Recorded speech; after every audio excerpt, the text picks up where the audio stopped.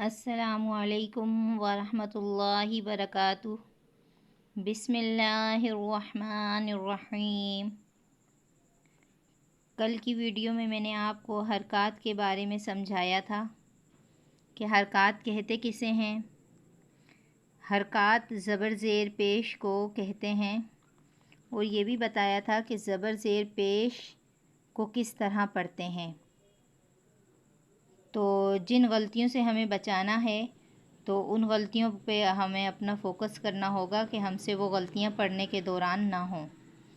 آج میں آپ کو زبر کا پڑھنے کے بارے میں سمجھاؤں گی کہ زبر والے حروف کو کیسے پڑھا جاتا ہے، اور جس بھی حروف پہ زبر زیر پیش یعنی حرکت ہو تو اس حروف کو متحرک کہتے ہیں۔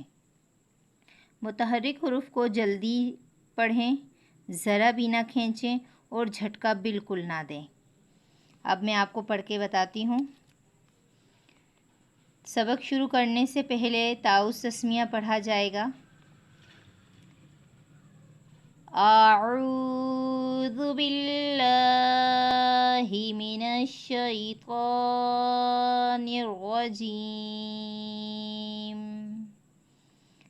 بسم اللہ الرحمن الرحیم۔ جیسا کہ کل کی ویڈیو میں نے آپ کو یہ بتایا تھا کہ الف ہمیشہ خالی ہوتا ہے، اور حرکت آ جائے تو اس الف کو حمزہ کہتے ہیں۔ حمزہ زبر آ، ہا زبر ہا۔ اب دیکھیں، اگر میں اس کو کھینچ کے پڑھتی ہوں تو ایسے ہوگا، ہا زبر ہا۔ یہ پڑھنے کا غلط طریقہ ہے، ہمیں ایسے پڑھنا ہے، ہا زبر ہا، عین زبر ع، ح زبر ح،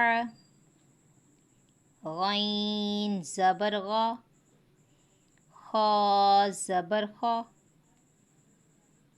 قاف زبر قا، کاف زبر کا، جیم زبر جا، شین زبر شا، یا زبر یا، غاد زبر غا، لام زبر لا، نون زبر نا،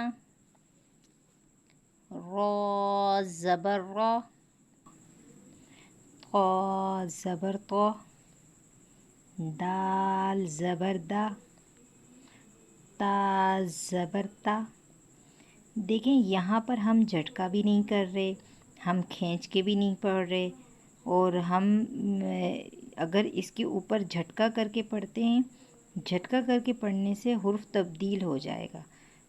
جیسے تا زبر تا، یہ پڑھنے کا غلط طریقہ ہے، کھینچنے پہ تا زبر تا، یہ طریقہ بھی غلط ہے۔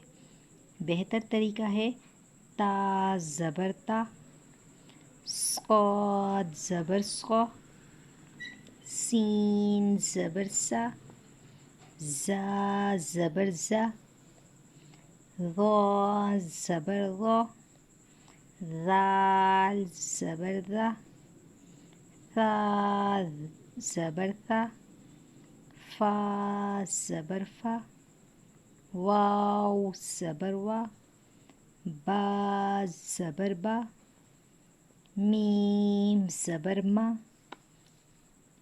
آج میں نے آپ کو زبر کا پڑھنے کا طریقہ بتایا ہے، اور زبر کو کس غلطیوں سے بچانا ہے آج میں نے آپ کو وہ بتایا ہے۔